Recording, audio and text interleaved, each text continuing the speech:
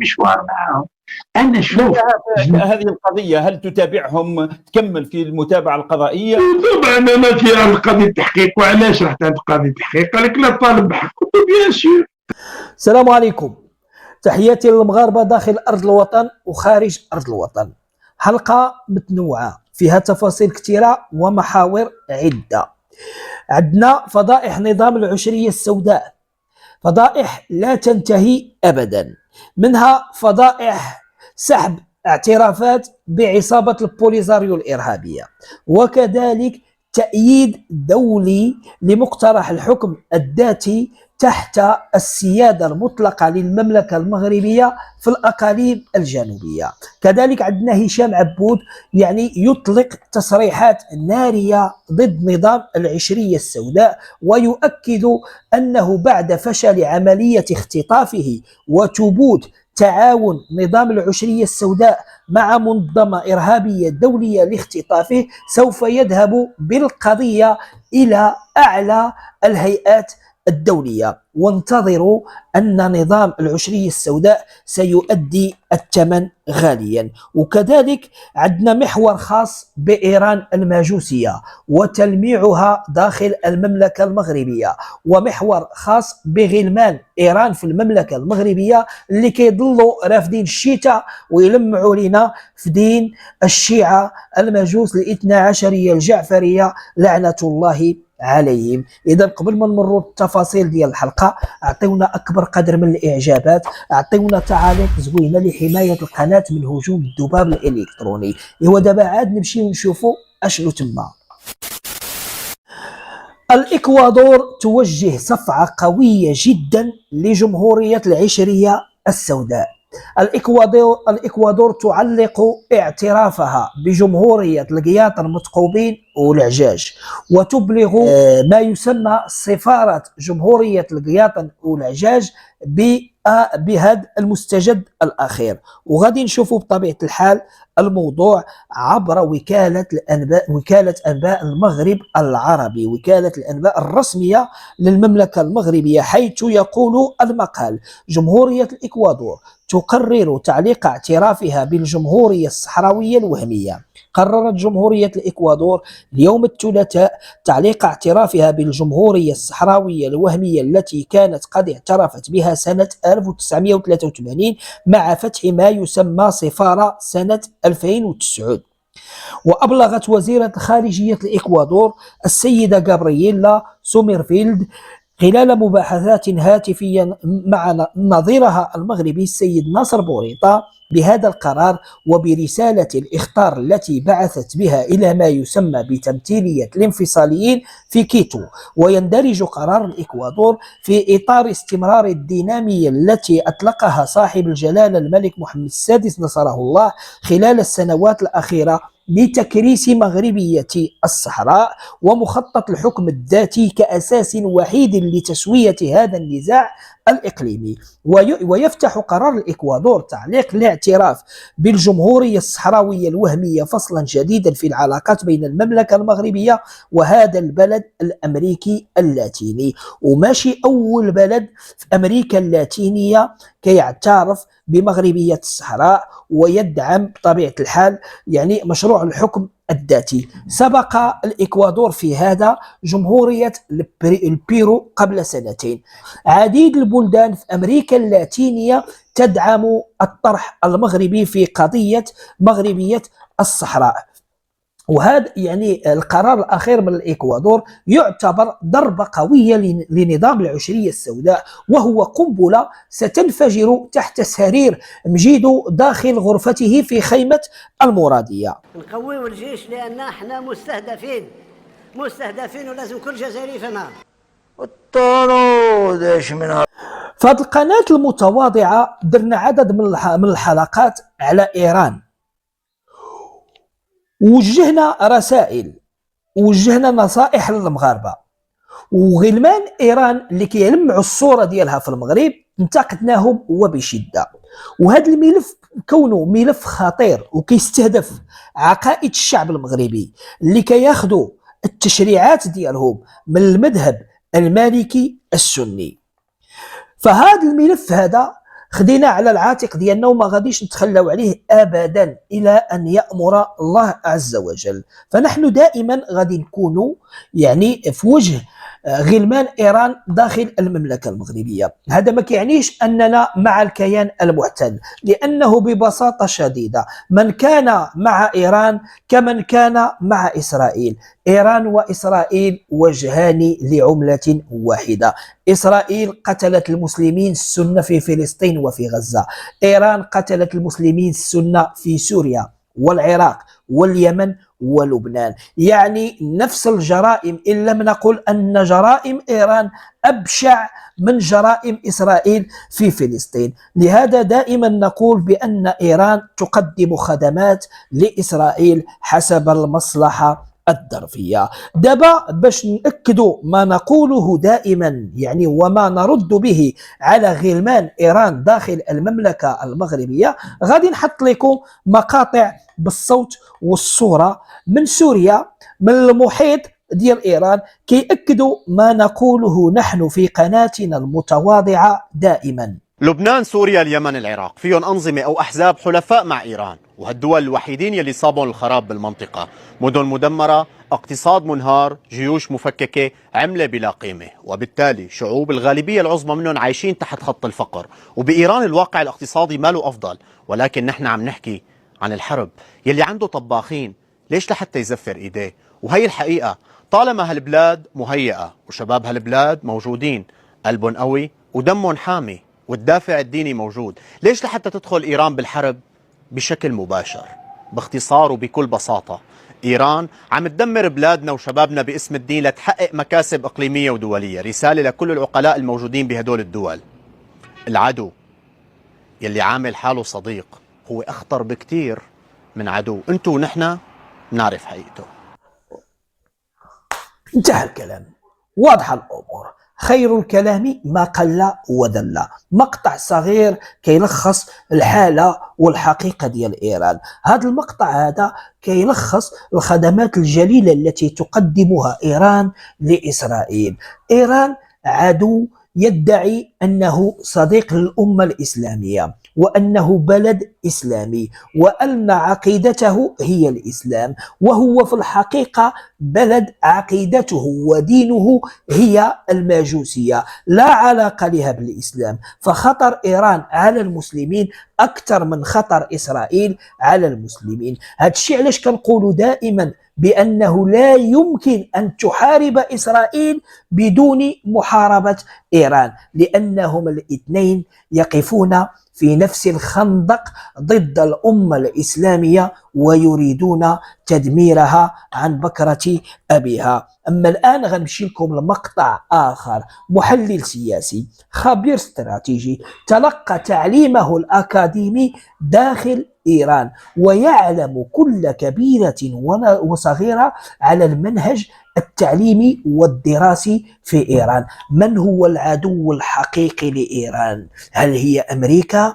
هل هي إسرائيل؟ هل هو الغرب بصفة عامة؟ نسمع هذا الخبير هذا أشنو غادي يقول. أنا من الناس اللي درس في إيران وفي العلوم السياسية في برنامج الشؤون الإيرانية في الدكتوراه، ثم بعد أن عدت أستاذ مشاري حضرت معي جميع الكتب المدرسية الإيرانية من الصف الأول الابتدائي ولغاية مرحلة البيش دانشجاء أو مرحلة ما قبل الجامعة كما يقولون. قمت بتفكيك شفرة DNA للفكر التربوي الإيراني، ووصلت إلى نقاط مهمة ومحورية. من هو العدو حسب ما يغرسه الفكر التربوي الإيراني؟ العدو ليس الغرب، ليست أمريكا، وبالمناسبة ليست إسرائيل. العدو الأساسي لإيران هم العرب بالدرجة الأولى. وبالتالي لا تجد أي نصوص في هذه الكتب لا تتحدث لا عن إسرائيل من ناحية ولا عن الولايات المتحدة الأمريكية باعتبارها عدو، ولا للدول الغربية. على العكس هم يشيدون بما يسمى بالإنجازات الغربية.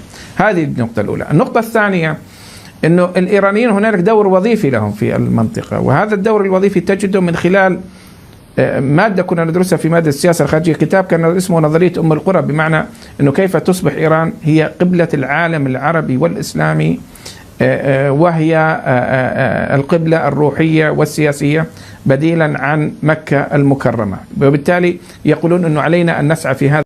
يريدون أن تصبح إيران هي القبلة الروحية والسياسية بدل مكة المكرمة. يعني بصريح العبارة إيران تريد نشر دين التشيع الاثنى عشري الرافضي الجعفري في جميع الأقطار الإسلامية. إيران تريد أن تصبح هي قبلة المسلمين، ولكن إن اتبعنا دين إيران لن نبقى مسلمين، بل سنصبح ماجوس. هذه هي الحقيقة إخواني أخواتي الكرام. إذن إيران يعني العدو ديالها الحقيقي ليس هو إسرائيل ولا أمريكا ولا الغرب بصفة عامة. العدو الحقيقي لإيران هو الأمة الإسلامية، والعدو الحقيقي لإسرائيل هي الأمة الإسلامية. إذن إيران وإسرائيل يحاربان معا الأمة الإسلامية، وكل بطريقته، ويقدمون الخدمات لبعضهم حسب الظروف والوضعية الراهنة. انتم شفتوا إيران كيف قدمت يعني إسماعيل هنية على طبق من ذهب لإسرائيل فتم اغتياله من داخل إيران. شفتوا كيفاش إيران تخلت عن حسن زميرة زعيم حزب الشيطان في لمح البصر، ويعني اغتاله الإسرائيليون داخل مخابئه في الضاحية الجنوبية في لبنان. شفتوا مؤخرا حتى نائب يعني حسن نصر الشيطان ومن تولى قيادة حزب الشيطان بعده تم اغتياله. هذه كلها يعني تسهيلات كتقوم بها إيران لإسرائيل لاصطياد زعماء ما يسمى بمحور المقاومة، وهو حقيقة محور المقاولة والمماتعة. هذه حقيقة إيران، هذا الشيء اللي خصنا ننبهوا ليه المغاربة. أما غلمان إيران سنفضحهم بإذن الله تعالى كلما تجرؤوا ولمعوا إيران. هزوا الشيتا بروماكس وبداوا يلمعوا لنا في دين الشيعة المجوس الأنجاس لعنة الله عليهم. أما دابا غادي نمروا النظام العشرية السوداء والفضائح ديالو. بطبيعة الحال غادي نكملوا مع هشام عبود. هشام عبود صحفي جزائري معارض.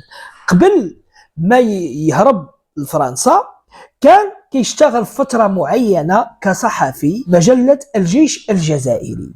يعني هشام عبود عنده حقائق كثيرة على نظام العشرية السوداء. هذا من جهة، كونه صحفي عنده الحق باش يرفع القضية ديال الاختطاف من طرف منظمة إرهابية دولية تواطأت مع نظام العشرية السوداء لاختطافه داخل الأراضي الإسبانية.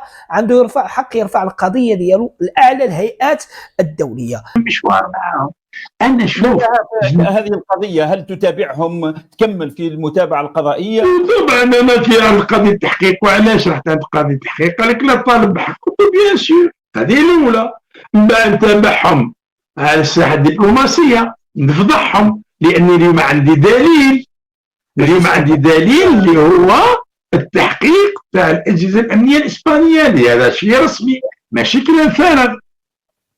هذا ماهوش كلام فارغ. أنا لما راسل رئيس الحكومة الإسبانية راح يعيط الرئيس الأجهزة تاعو ويقول له واش قولوا لي، وأكيد راح يطلعوا له تقرير لأن الصحافة الإسبانية كاملة تكلمت. دونك هذا يزيد عطاني قوة باش نواصل المشوار معهم. والشيء اللي ما فهموهش، وأنا ما عنديش شي حتى شي نخسر، حتى عاش مكسب ما تمخلى. ماني راح نخلي فيلة موراي، ما راح نخلي قصور، ما راح نخلي والو.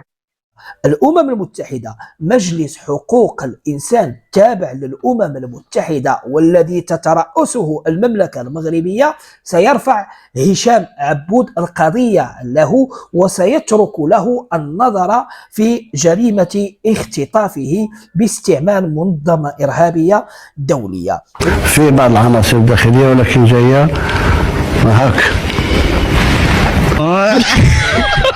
المسألة الأخرى، المنظمات الحقوقية الدولية ضروري أنها غتتكلم على هذه القضية. علاش؟ بما أن القضية أو عملية الاختطاف وقعت في الأراضي الإسبانية، وإسبانيا تعتبر هذا انتهاكا لسيادتها. هذا من جهة. جميع الأدلة والقرائن من هواتف وحاسوب هشام عبود تؤكد بأن من استأجر هذه العصابة الإرهابية الدولية لاختطافه هي مخابرات عبلة في الجزائر الفرنسية. إذن إسبانيا سوف ترد بقسوة على الجزائر الفرنسية لأنها تعتبر عملية الاختطاف انتهاكا لسيادتها. فانتظروا أن تدفع جمهورية العشرية السوداء الثمن غالي وغالي جدا بسبب غبائها وسبب استئجارها المنظمة إرهابية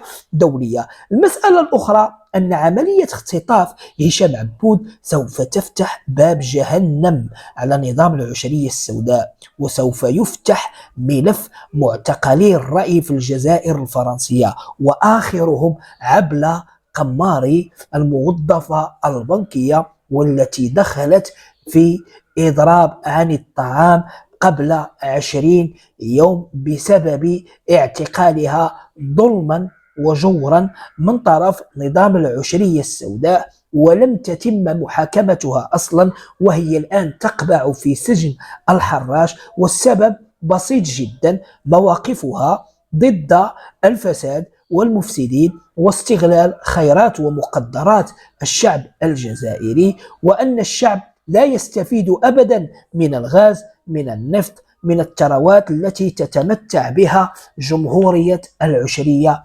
السوداء. إذن سوف نرى فضائح بالجملة لنظام العشرية السوداء. أما الآن غنمشيو القضية الفلسطينية، وغادي نحط لكم مقطع ديال مراد طهاري. مراد طهاري اللي كيتكلم على جماهير كرة القدم المغربية والفرق بينها وبين جماهير كرة القدم في الجزائر الفرنسية. نشوفوا هذا المقطع اللي كيفضح الوضع المأساوي اللي كتعيشه الجزائر الفرنسية.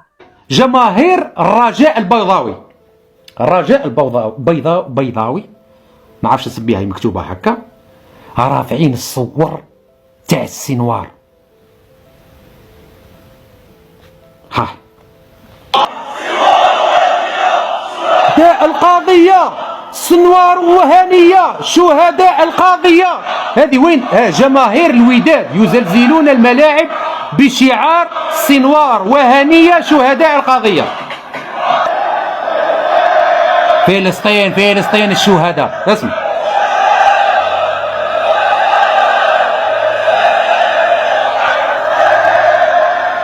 ملعب كرة القدم، ملعب يا ربك كرة القدم، روح صفوقي يا ربك، روح صفوقي أيها الحمار.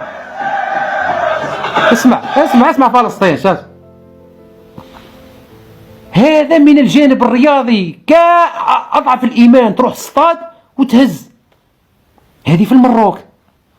في الجزائر رحت قلت نشوف طراش نحوس، قلت نلقاه غير في الدربيات الكبار. لا كاين ديربي شباب، كاين ديربي ما بين القبائل الرجال، هذوك اللي يقولوا عليهم الرجال، القبائل جياسكا شبيبة القهاد هايل معاهم قاعدين يلعبوا مع مولودية وهران الحمورة. كيف يعيطون كيف الحمرة ولا حمراوة، حمراوة زعما الحمر يلبسوا الاحمر، هما يقولوا الحمراوة ماشي حمراوة، الحمرة ما تزيدوش تقولوا الحمراوة، حمراوة قولوا لهم الحمرة، الحمرة ولعبوا مع البعرة تاع القبائل. شوف اخاوتي الشعارات اللي رفدوها وين؟ في ملعب يجي يخرج الفيديو لذريعه. ها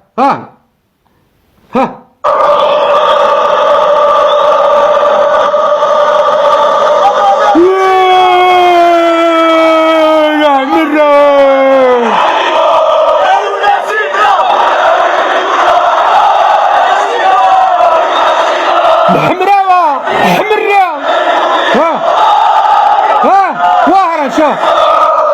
شوف والله لا يوجد شعار على المقاومة، شعار واحد على المقاومة ما كانش يا ربك، وكانوا في مئات الآلاف.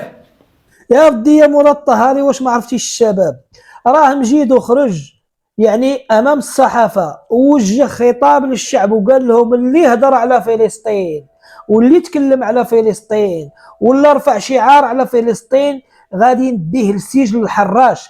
قال لهم فلسطين متبعها انا شخصيا، انتوما غير خطيكم. القضية الفلسطينية نتبعها أنا شخصيا. راه مجيدو صافي هضر معاهم وقال لهم يا جدكم اللي مشى دار شي حركه وخرج يقول مع فلسطين ظالمه او مظلومه واللي دعم فلسطين يا جدو غادي نديه للحراش وغادي نوريه الشغل كي داير. فهمتي يا مراد الطهاري؟ راه هذه هي الحقيقه. وتبقى يعني المهمه المستحيله او ميسيون امبوسيبل من نصيب رئيس القوه المضروبه مجيدو. بطبيعه الحال تحياتي لكم، الى اللقاء وختامها مسك. مع السلامه. ما تنساوش اكبر قدر من الاعجابات والتعليقات الزوينه ديالكم. الناس اللي كيشوفونا لاول مره اشتركوا وفعلوا الجرس باش يوصلكم دائما الجديد ديالنا. تحياتي.